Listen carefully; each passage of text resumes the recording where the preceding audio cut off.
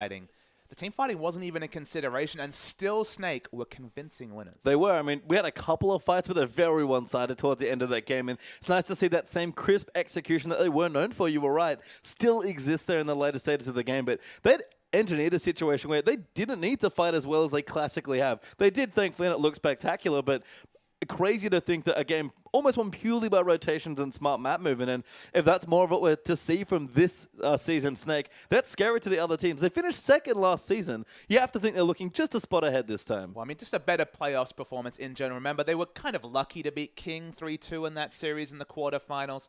The Whoosh 5 games Vayne series. That was a very surreal series in general. So they basically underperformed throughout playoffs and the last couple of weeks of the regular season. Showing strategic diversity is going to be a big thing for them coming into this season. It is indeed, and we're back into this Game 2 draft here. UP over on the blue side this time around. Banning out the LeBlanc away from you. The MVP performance, can't blame them too much. Hecarim banned away again. Nunu Rek'Sai once more for Snake, so more junglers being banned out there as Amy just taking so many bullets in these drafts. It's just impressive to see the power of LeBlanc against a comp that I identify was a super hard one for him to be particularly effective against. That effectiveness was all in chipping and then taking down objectives. Powered on the kills later in the game when honestly it didn't really matter. They were just padding out his KDA. But he still played very effective LeBlanc in a meta which was supposed to be moving away from that champion. Cassiopeia banned again. We've seen quite a few Cassiopeia bans today actually. So curious to see how much play she's been having there locally in China. But Kalista banned out again by Crystal actually, or by Snake of course. So away from Crystal, but don't want to give it up on the red side, and we'll see what Unlimited Potential want to take away here. So the big factor with the Cassiopeia bans is you'll remember there's actually been a lot of Azir bans coming through. And it's one of those situations where Azir versus Cassio is really the only skill matchup between those two champions. Both of them have fairly dominant matchups outside of it. So with Cassio being banned, Azir being on the table, you take the Azir. If Azir is banned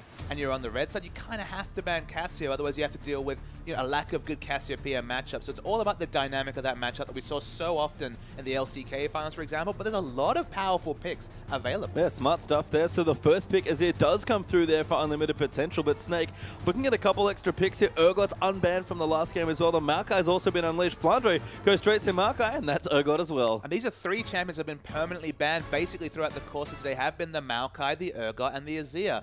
But this is a scenario where Snake have been happy to give up one because they get two of these power picks. And Urgot is very strong against Azir, especially as he gets levels, 11, 11, and 16 when his flash into hyperkinetic position reverser is actually a fairly large amount of distance. If you swap in that Azir into your team, especially if his ult's down, you can actually assassinate down that control mage. You can indeed. As UP considering their next few picks, I like the Sivir hover here. I think she's one of the better matchups against Urgot. It's at least neutral as far as I'm concerned, but Gragas Sivir, perfectly good picks here. I mean, Alistar Sivir actually was the common lane matchup that we saw. A bit of sustain coming through from the Alistar, kill potential, depending on how things go. We might see Alistar stolen away by Ella in this particular game. But Sivir, as you mentioned, she can negate either the hyperkinetic position reversal, the R if you're really on point, but normally it's just, you negate the Noxian Corrosive Charge and just ensure that no lock-on comes for the burst. Yeah, Sivir is, I think, surprisingly tanky just because of how much resilience she has in the kit. She's squishy if you get onto her, but a well-timed spell shield dodges so much damage that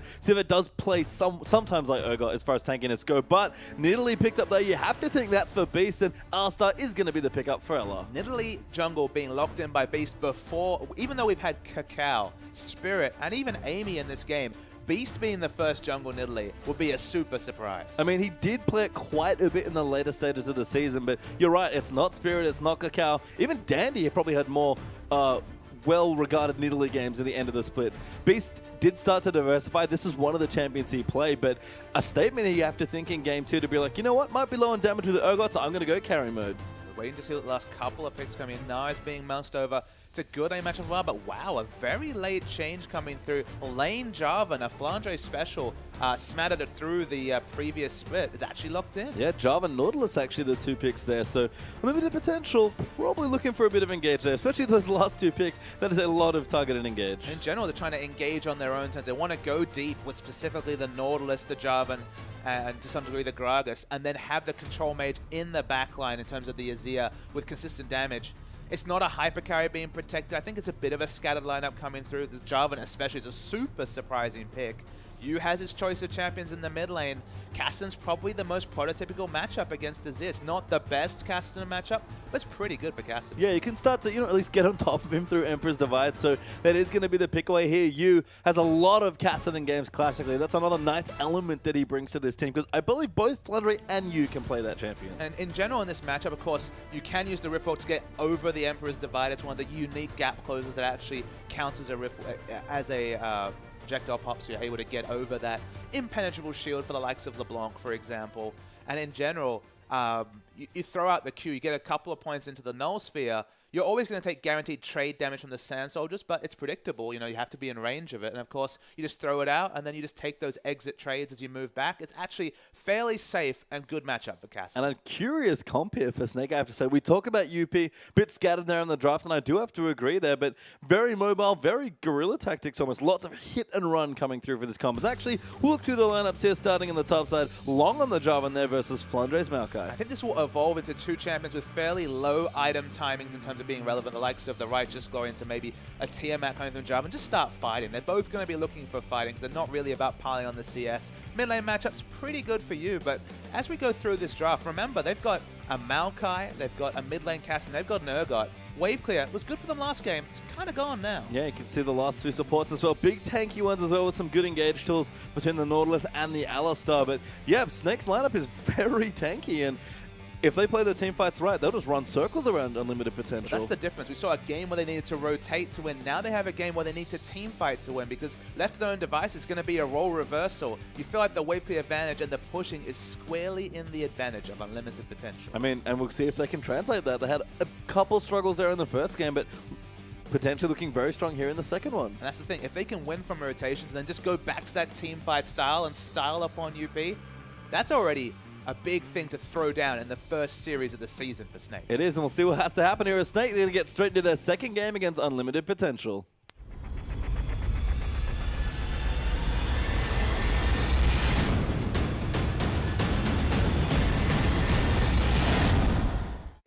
And we are under the roof for another pause here, unfortunately, as we see what we can get done here in our second game here, about 50 seconds in or so. Not too many wards scattered across the map, so very early days there for level 1, but I like that you mentioned the team comps for me. 2 games in a row here for Snake and Crystal, not a hyper carry insight. It's 2 games, no hyper carry, I agree. I mean, in general, I feel like Unlimited Potential have that pushing advantage. It's just, the thing about Azir is that he does a lot of damage if fights are played on his terms, and if there's a clear identity to a fight. So for example, we go back to EDG versus SKT in the finals of MSI. They ran that famous comp with Jinx, Nunu, Azir. You've got a hyper carry fighting behind potentially the Emperor's Divide, all the Sand Soldiers, absolute zero. How are you ever going to get to the Jinx? She puts out massive damage from range. Excellent team composition.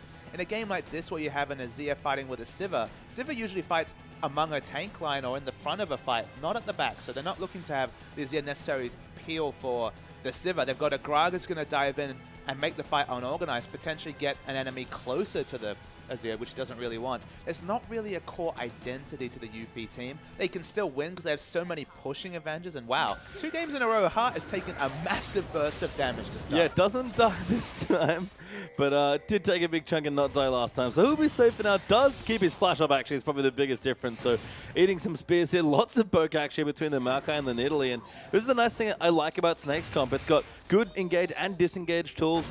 They're fairly tanky across the board, and Nidalee's very slippery, so is Kassadin actually, so their squishier threats are hard to pin down, even though they're a bit squishier. They've just got so many good options, and for me, this comp is almost designed to dismantle Azir.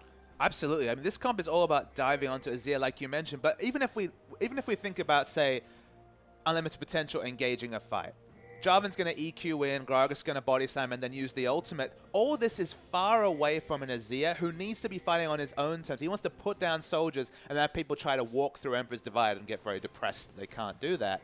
When everyone's diving to initiate, you just feel there's going to be situations where Jarvan's going to be a screen away from the Azir. Azir's going to be able to do nothing. Unless Azir goes for like a second item Zhonya's and goes dive frenzy himself, then he's going to be punished by all the lockdown from the likes of Urgot, Alistar, and Maokai.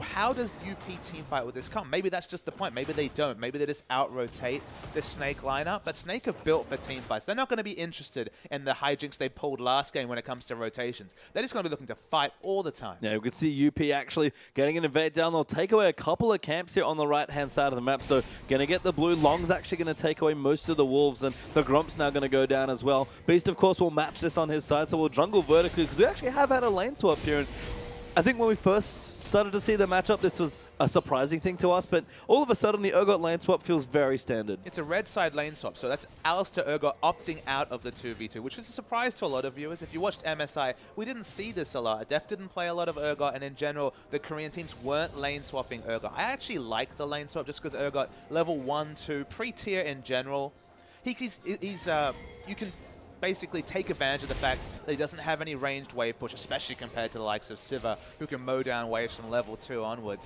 You can take advantage of the fact that if you get his mana pull down, he can't even harass. So picking up extra levels, getting towards a tier, maybe even a completed mana moon, then opting into a 2v2 is what you want to do as Urgot, but you do end up in these awkward situations where Urgot's freezing and Siva's not. Yeah, I mean, Siva's fast pushing here, so I'll be interested to see how quickly they can get the turret down. We saw this from Crystal in Game 1 as well on the Siva that he played there, managing to push it down. As we move to the mid side, again, a fairly even matchup with maybe a slight edge here for Azir, but you going to try and navigate as best you can, actually slightly ahead in CS, but I guess it's important to note, Azir maybe not what they wanted as far as comp goes, because you're right, it's a bit awkward to fight with, but mid lane substitution here for unlimited potential, maybe just going to give Jiayang a comfort pick. Yeah, and look, there's not a lot of bad matchups available for Azir. It's probably the worst of all of them. Hart aggressively Good flash there from Hart, but that's going to force the flash out from you. Hook does not land, of course, but good aggression so far, and you feeling a bit more pressure this time around. They need to take the dragon. I thought they were just going to go for a dragon right now. They should opt into taking a dragon, because remember, the bot lane's up top here. Urgot's not going to be able to be a factor. Maokai's going to be looking to wave clear. Siva can control whether they push in the wave. It felt like instead of going for that gank in mid, it would have been a free dragon. Now that Beast is rotated, they're backing away, and that was definitely a window where with super tanky champions, Gragas has great sustain and single target damage once he gets the Drunken Rage onto that dragon.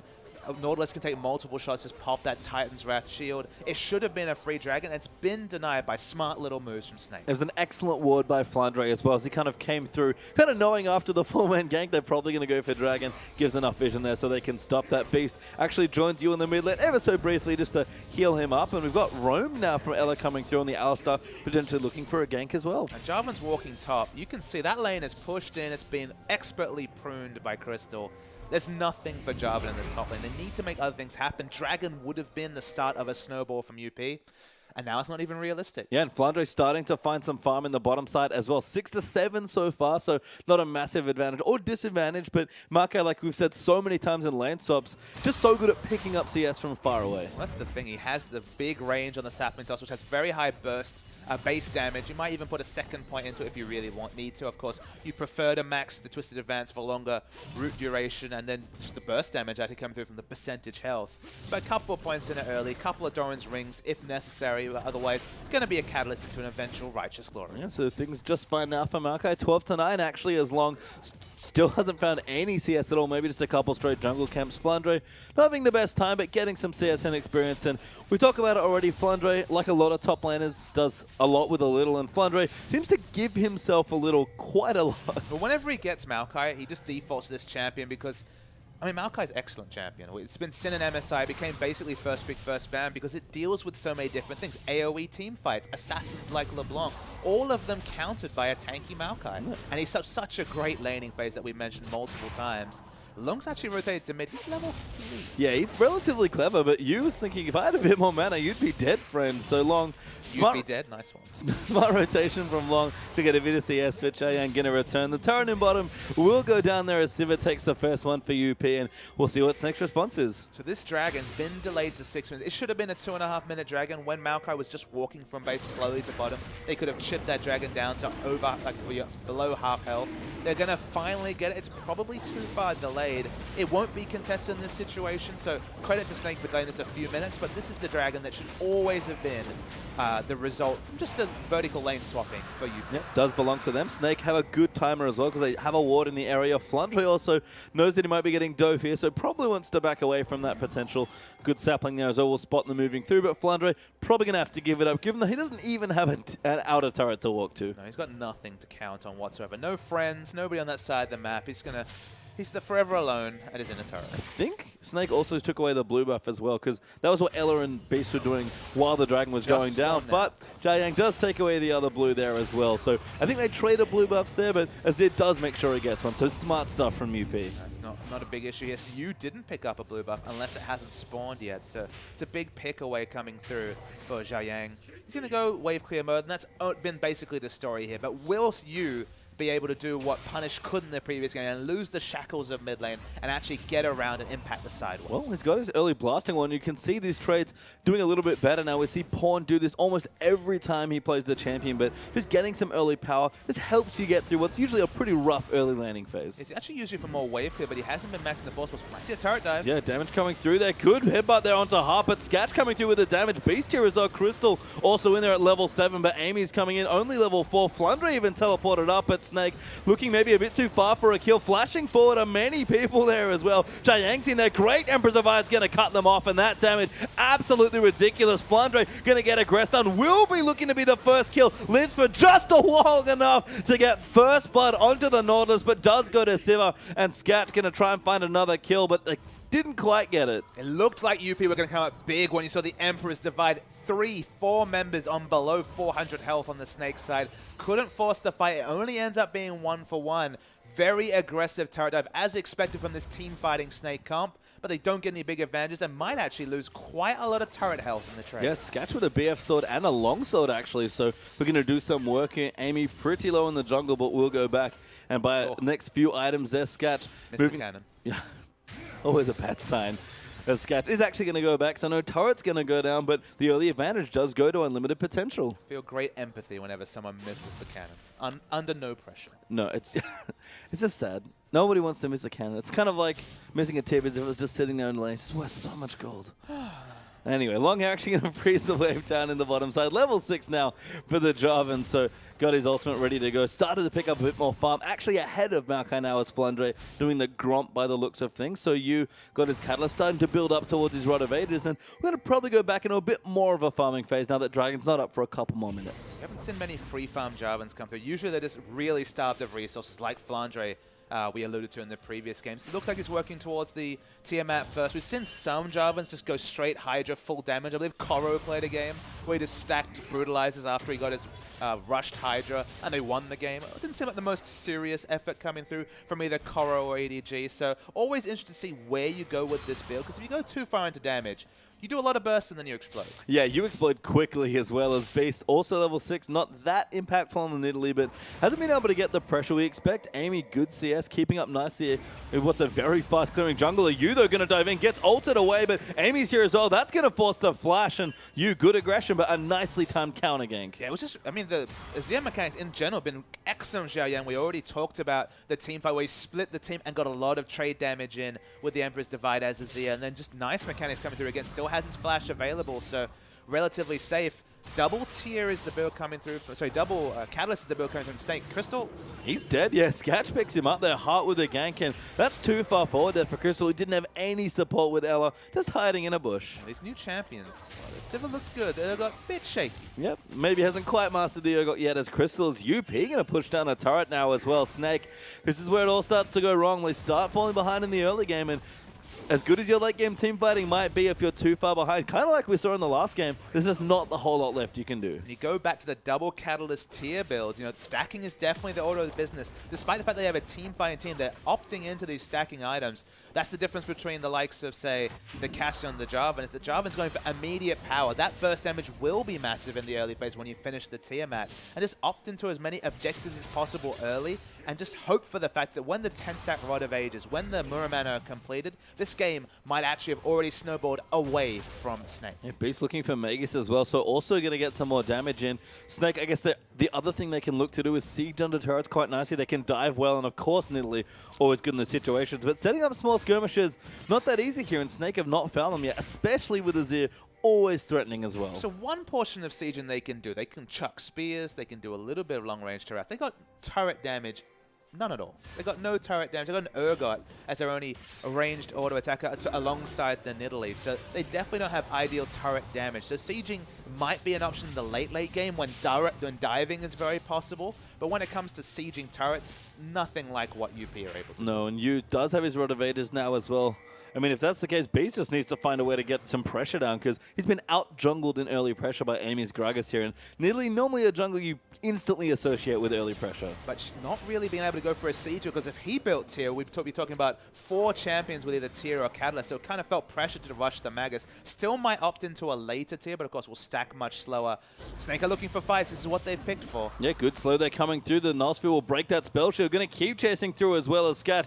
Can't really get away from this with Maokai and the Kassadin chasing in as well. Going to look to pop the ulti and see if she can get away, but Scat actually does manage to escape somehow. Yeah, I mean, the extra movement speed seemed to be enough. No other cooldowns actually used, not even flash available for Scat. So a bit surreal that went through, but second dragon is spawned. UP picked up the first one.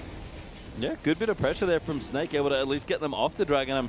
I agree, I'm very surprised to learn that Siva's alive, but Mana Pool not quite there yet for you, I guess, Flandre. Maybe missing some cooldowns. Snake will at least get their first dragon of the game and keep control of that objective and prevent it from snowballing away, but you still down in the bottom side trying to get tricky, but Hart, he's ready to go with his ultimate. Hart, I know you have to feel like UP just let themselves down with the lack of warding around that dragon. So much power from the Jarvan with Brutalizer into those double AD purchases. But teleport available, but no wards to teleport on whatsoever. You can see the ultimate is going to come through. Amy's here as well. Yu already used his Riftwalk. They can't really do anything else. Now Gragas coming in. Riftwalk does land in. Dodges the barrel there. Very nice stuff from Yu, but already dead to Skachu. Gets the blue buff as well. They get the kill onto the person they want. Sivir, of course, uses blue buff very, very well to pick up farm. Didn't even have to call the Jarvan as well. Okay, it's only a kill for Dragon in the grand scheme of things, so not a big win.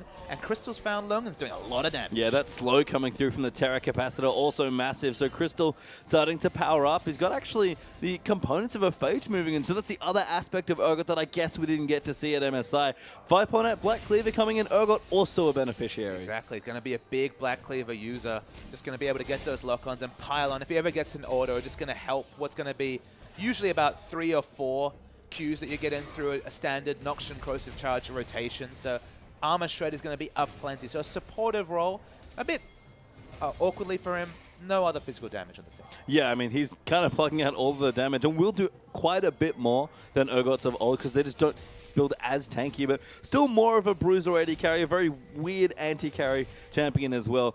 Not the same hyper carries that Crystal's used to, that's for sure, as UP rotating aggressively to the top side. No tower. They're looking for kills now. The surprising thing from Urgot is that with 20% CDR, unless you have literally no CDR from runes and masteries or any other items you pick up, I mean, how do you fit in a Frozen Heart as well? That's the big question. It's usually been Frozen Heart that's been the big pickup for an Urgot. It looks like that might push him over the cap. I guess I'm not privy to what runes he's using this game, but Frozen Heart against a double AD comp, especially a Jarvan, it feels like Frozen Heart is not an optional choice here for Crystal, but the CDR cap's going to be an interesting proposition. We'll have to see what he does go for as Flandre clearing out some minions there as well in the mid side. He's actually down in the bottom, keeping the wave there as long as he can. And this is an adaptation that we saw in the last game that I actually do like from Snake. Yu, much more proactive with his assassins about moving between the side lanes and getting an extra farm, which was not something was afforded of Baka. In fact, it is only possible because Crystal started to give up more farm. Yeah, that's a very good short explanation of what's happened this particular game. You've completed your thought well. And in general, the shackles have come off you in terms of, you compare it to Kassadin last game. Punish never got to leave the mid lane, was getting consistently pushed in. Mid turret still healthy, and Kassadin able to pick up this side lane farm. Things going well for Snake. Looking for a turret maybe as Beast comes down as well, but they'll give it up and just push the wave in instead. There's a dragon down already. Snake, of course, getting there first to equalize as Jarvan piling on the damage. Crystal farming up there as well. And we look down, unlimited potential. Couple thousand gold ahead here, about 2,000 gold up. Potentially looking to take out a last outer tower or maybe just fight. They have good item timings coming in. And that's why it's awkward that they really slipped up around Dragon. It should be a 2-dragon stack already, given their power levels, given the fact that they were going for immediate power rather than stacking choices. 2 catalysts and 2 tiers being completed by Snake. That's a lot of delayed power coming at the 30-minute mark into this game. So they need to build up as many advantages and ensure that it's trivial that these items are completed compared to just being the cornerstone of teamfight victories for Snake. Yeah, we'll see if UP can take advantage of it. Like we mentioned with their comp earlier, I do like that Snake are getting some pressure down, although you in trouble once again. The Nautilus are going to come in. Does flash this time, get a bit more distance, but the hook will land immediately after the ulti. Still alive somehow as the Ignite's ticking down, but he will die to Scat. Long coming down as well, but Flandre also ported in to save his friend, but you dead in the side lane once again. Excellent damage calculations from UP, and they're rotating around this Kassadin very smartly. They've been able to pick up farm in other lanes. Azir's still free pushing in the mid. They draw out a teleport, and they lose nothing for it. So credit from UP. Both these teams actually using Sivir really well. They are. I mean, don't want what happened last game to happen when LeBlanc just started running away with his lane. Xiaoyang does get the mid turret as well, and Beast cannot apply any extra pressure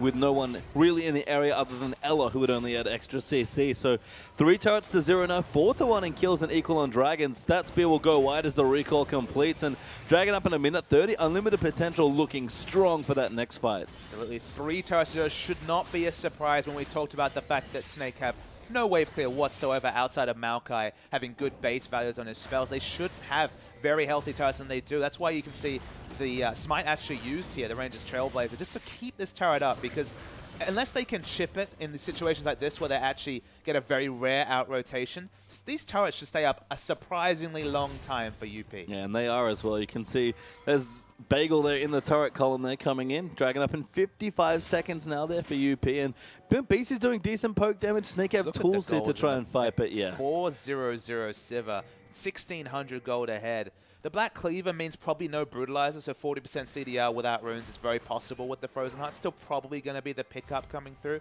Still new and trying to work out how the Black Cleaver works, but no Brutalizer is a bit sad times for an opener. No, Crystal pretty solid here as far as fighting potential goes as well, so feels relatively comfortable, I guess, versus Sivir, but Infinity Edge Zeal Berserker Greaves here for Sketch. He is really ready to fight with the rest of his team. Even Xiaoyang has his Nidalee Lardrod plus the Athenes. I don't think Snake can afford to contest for this Dragon. I mean, the only person they have to play around is Lung, because he's all damage. So if they can get ward supremacy here and then just have the Cataclysm engage, it's going to do 500-600 damage between the EQ and the Cataclysm. But of course, in a longer fight, it's going to need dive buddies. They found you again. They're going in. One more ulti. Heart's going to follow in. Jarvan's in there as well, and you gets CC'd for days as Scat gets his 5th kill of the game. Not very apt in competitive play often, but he was dunked. He was dunked there. I mean, I like the Nautilus pick here specifically. I mean, maybe that's why they want the Jarvan as well. We talked about their last 2 picks being a massive CC train, and they're using it to pick on this Kassadin with great efficiency. And that Zhonya's can't come any faster, but it is quite far away. As Flandre will get a turret trade, but UP already got the tier 2 in the bottom lane. The turret trade should be a misnomer. It should be a kill, turret trade, and a dragon coming through. Don't really see any way for Snake to compete. They had smart vision previously. They actually have 2 aggressive vision. It's on the enemy red buff. They need vision around the dragon. No such luck.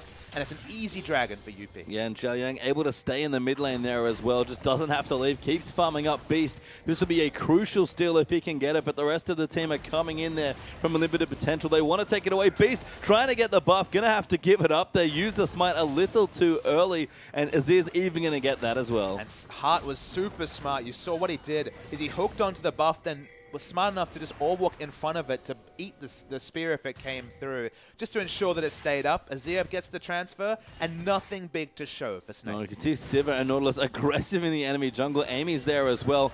This looks very similar to our game 1 here, except it's unlimited potential doing it to Snake. Hart will get aggressed on, but it's fairly tanky on the Nautilus. Will take good poke damage, but Flandre and Beast, they can't do enough here, and Flandre might just be dead now. Ulti there for Gragas. Wombo there coming in for Jarvan as well, and Beast gets a heal, pops back out into Cougar form. Sketch wants his 6th kill of the game, doesn't get it though as Amy picks it up. Crystal does get a turret, but Xiaoyang's even pressuring tier 2s. They got half of the mid turret. Sivir's pushing into top. The trades are not looking good whatsoever from Snake. And this is the UP that really was opened up. Their team fight, certainly not there. Their team fight, wonderful from Snake. But teams too often do this, where they just go all in on these strong fighting champions, on these strong lane matchups, and then realize their comp together just doesn't really do much. No, and I mean, you've been trying to find farmers, constantly been ganked by the Nautilus and Sivir. Scatch even going to take away some Raptors here as well. Longs Jarvan, it's funny that you mentioned it in the last game where Flandre walked around with nothing but kind of being an alt bot here. And Long, has gotten some farm. He's got some CS there as well, but he's effectively there for the same purpose. He's gone the Korra route, where he's going to be an alt bot, do massive burst damage. 1.5 AD scaling coming through on the Cataclysm. Of course, if you hit the EQ, you got Armor Shred coming through from the Q, so you're just doing massive burst damage in this situation. And honestly, he has tank friends when it comes to the likes of Nautilus and Gragas, so just go for the burst. If you get that, if you get specifically the ward advantage, you cannot face check the burst damage of this child. No, we've already seen the CC and burst that Long's been able to do. Locket completed now as well for Amy. Long's gone back. He's got a Hydra already done and an extra pickaxe plus a Brutalizer completed there as well. Fan and Dancer done there for Scat. It's an embarrassment of riches for Unlimited Potential. Embarrassment of riches is right, and you feel like Crystal understands his team needs more damage, but that delays his Frozen Heart, specifically the Glacial Shroud.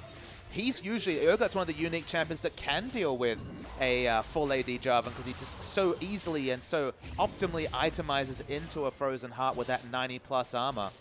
That armor's coming much later. Yeah, I mean, Flandre is trying, but he is, again, starved of resources this game, not like the earlier game, and going to struggle to really get those big ticket items. Building up his Frozen Heart, does have a Righteous Glory already, but this is how Snake has lost so many of their games in the last season. Fall behind early, looked at teamfight, and by then it's just too late. And again, we saw it in Game 1. It's an apt comparison. It's funny how today's had so many echoes of either last season or the start of last split or finals or MSI, but that's just how long league formats work, is we have a lot of things to draw from. But if you compare this to Game 1, it's again one of those situations where, yep, Snake's got a pretty sick teamfight comp, but this is the reason why you don't see a lot of cast in, say, for example, Korea, which is really about the rotational play to a fault sometimes, is that if anything ever goes wrong, you don't have any wave clear on the team, so you just lose a million objectives from every kill. That's the big kind of issue that Snake feel here, is that from this point onwards, if they lose a team fight, they're basically going to lose all of their base. Yeah, I mean, you can see the pushing pressure already, the pick potential. We haven't even had a full-on team fight, not even a 3v or a 4v4 around a big objective here. It's just been couple of picks there onto you, some solid rotational play coming up from UP, and it's just worked out wonderfully so far. Zhao Yang, the substitute, the starting mid lane, I believe, rejoining them for this game on the Azir. We said the comp mesh is a little weird, but everything's worked out wonderfully, and that's a Luden's echo on Azir. You can imagine the comms coming through from Snake. They looked at the lane matchups like, all right, got a good lane matchup in mid, top's fine. We've got Nidalee for jungle pressure. All those individual parts are fine, but the things that teams don't realize is that when you don't have the wave clear, you get into these situations where you can just never, when you pick a team fight, can't be like, I want to start a fight. They don't have a lot of ranged initiation, so they're thinking, okay, we'll fight around objectives. But if you're losing your turrets early, if they're pushing in the wave clear, you never have counter wave clear options, so your waves are always pushed. You're never going to have wards to actually take these fights around Dragon or Baron. So by the time you're looking to opt into fights, you would have lost 3 dragons, your turrets, your red buffs, your blue buffs are all gone. Then it doesn't matter how good you are at team fighting. If the enemy team has any semblance of team fighting themselves, they'll still beat you from sheer gold. So unfortunately, it's why the likes of Fizz and Cassin just aren't popular in most regions. You need the Sivir or multiple minion wave pushing options to deal with them. Even the Gragas for a bit of ranged pushing. They've got none of it, and they're just getting out-rotated. Yeah, you can see 6-2 in turrets is a massive score. It's almost the same as the kill score here as well, 6-1. Dragon back up in about 45 seconds. Baron even a potential here as well at the 25-minute mark here. And Unlimited Potential, so much to work with here in this particular game. Scat just mowing down minion waves. Somehow behind Crystal and CS by 50, which I only just noticed. Crystal actually has a lot of items here and will do decent damage, but I don't know if Snake have the tools to find that team fight, because they have, they have the tools to win it once they get there, but like you said already, the actual engagement part's kind of tricky. I mean, they have good items on Callisto, onto Crystal. Callisto. He's basically onto Callisto, let's be real. He really wishes he was playing Callisto, but they don't really have the items on the other members. They're 5,000 gold down. There is a team fight they win, but it's not guaranteed, and with the vision disadvantage they have, it's just very hard to engineer that fight. And it's just one of those situations where if they play everything really well, they might start getting back into this game. But if UP play one fight well, they'll just win the game. So that's what team comps can do for you, and it's just working really well from UP. Yeah, this is an uphill battle here for Snake, and Unlimited Potential looking good here in their second game. Get their mid laner back, and all of a sudden, a couple of adjustments here, and a Sivir pick apparently being the big deal, and they're setting up for a very nice brush gank. It's a very scary map. They're just forced to walk to Baron because they had no other vision. They see Zhao Yang in the mid, so they feel a little bit better that Baron's not being threatened, but Dragon is not at all a point of contention for Snake. No, we got Sketch and Amy just doing it themselves here. They'll happily two-man it at this stage of the game. Doesn't even need the smite, actually does Gragas. Will just finish it up, and Sketch even turns away for the Scuttle Crab Gold instead here. They do clean out a bit of vision around Baron, but Long immediately replaces the pink ward here as well. And it's almost a reverse of the last game. UP are taking over the game much like Snake did in the first one. You need a 4-man group from Snake. The only way to get back in this game, you look at their time, it's not going to get much better this game. They've got double Zonyas, they've got 10-stack Rod of Ages. Crystal's got literally his core. He's done in terms of items. Frozen Heart will probably come in next. They need to go 4-man as a group. And the reason why I say that is they need to get the wards down to be able to take the fight. They're finally itemized to at least be competitive in a fight, even with the gold disadvantage.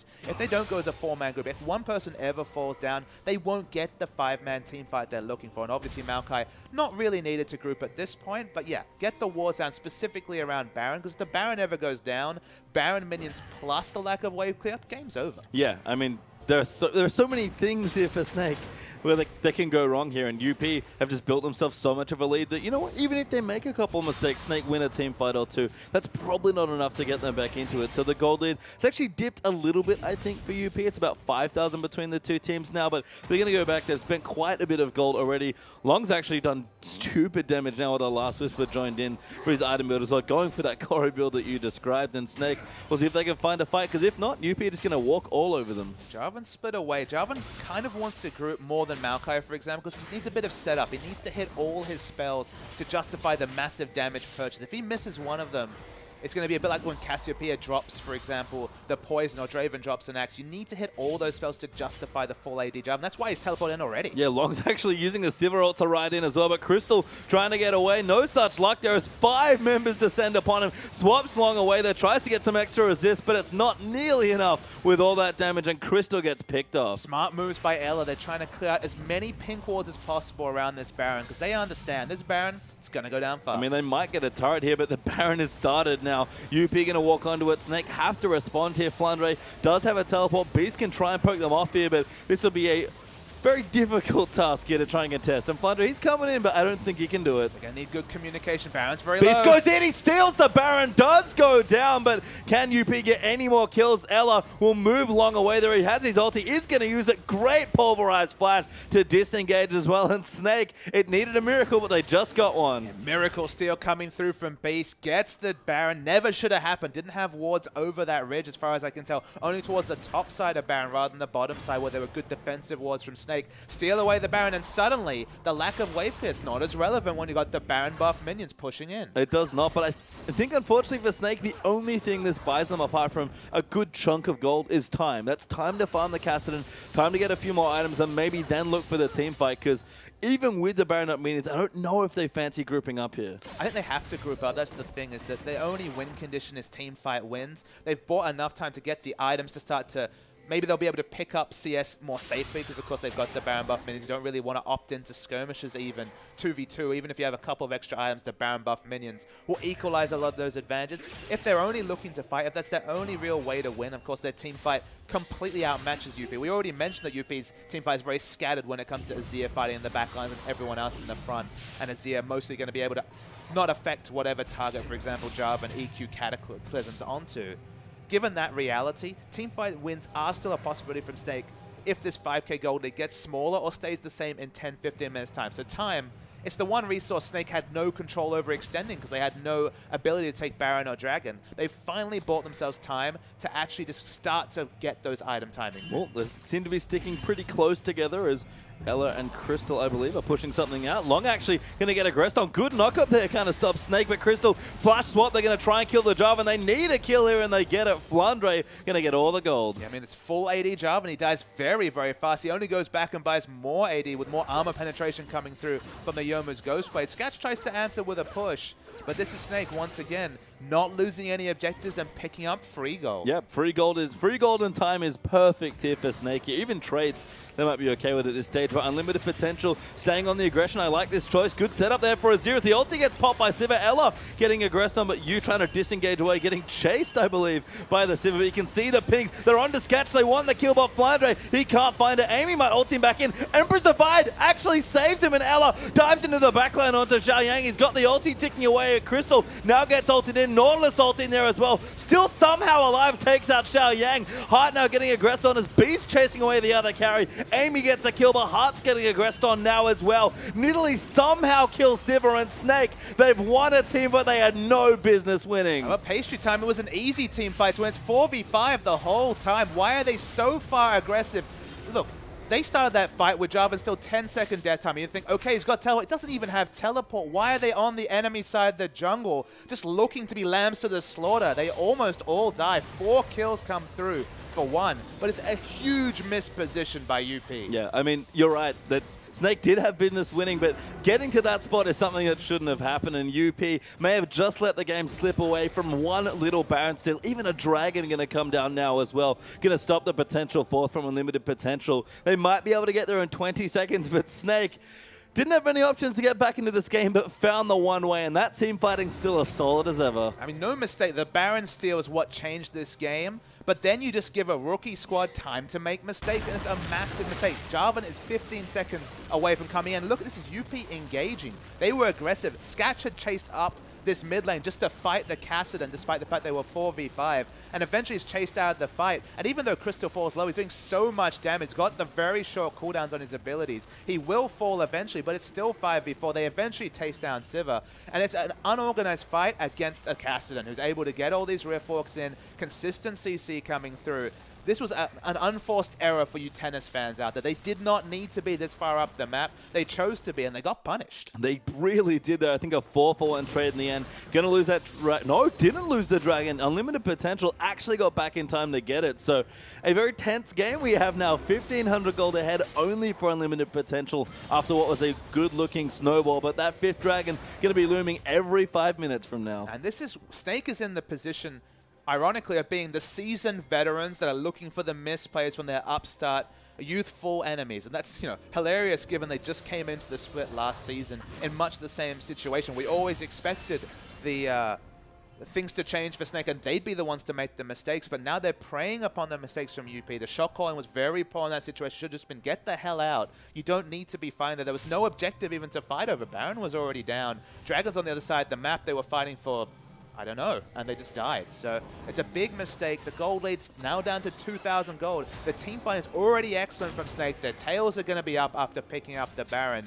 They've got one win condition here, the 5th Dragon, which is still very much alive, but team fights are a very scary place for UP to opt into. And you can see they're dodging as much as they can. They're just moving Sivir around, taking what advantages they can find and trying to push out some of these waves.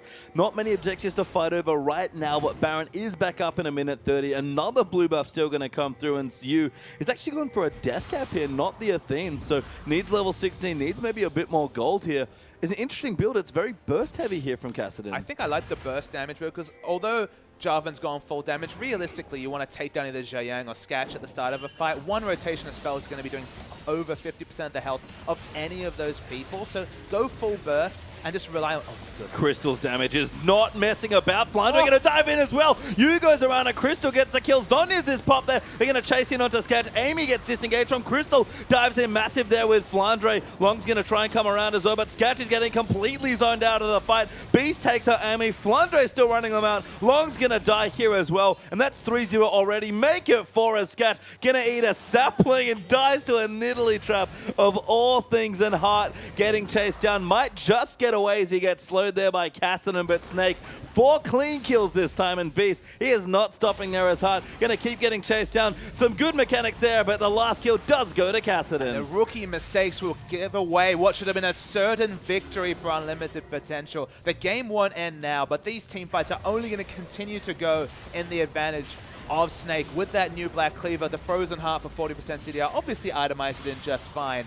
Crystal does disgusting damage, and they can't assassinate him. No, and that's a new thing about Urgot, I think, that part of the reason He's it's seen found a new in ban. He has Black Cleaver back in business there. Xiang gets swapped in massively. Crystal just going to take him out himself. Yu, though, cleans up the kill instead, looking for another MVP, and that inhibitor's gone.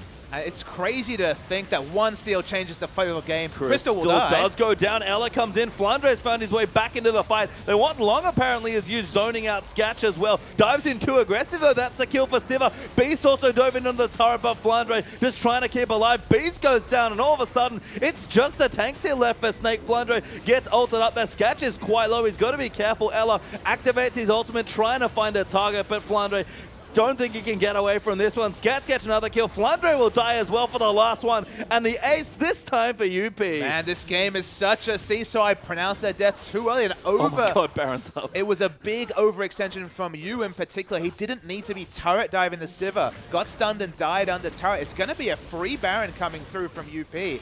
Fifth Dragon also. They pile on both advantages. Even with all the team fighting in the world, Snake might just lose to minion pressure. Yep, Zhao Yang alive as well after getting picked off. Able to get the Baron buff as well. Now going to shove out the top side of the map. Snake got a couple waves pushing in the bottom side now after Azir cleans out the top wave. But a mistake after a Baron leads into a win, and UP Snake make a mistake, and they're the ones with the Baron now. In the last 10 minutes, both teams have had the win in the palm of their hands. 4 kills to 1. One person getting picked off. UP overextended and gave away 4 free kills and wrestled control in this game back to the team fighting combo coming through from Snake. Snake will continue to win team fights. It's just team fights might not become a required point of victory for UP, even with their scattered team fight comp. If they pick up the 5th Dragon to go along with the Baron, there's no wave clear on the Snake side. They'll just get pushed in by all the minion pressure, and UP should be able to engineer a win. So seesaw game, slightly in the advantage of UP now, but they make one mistake against this Urgot.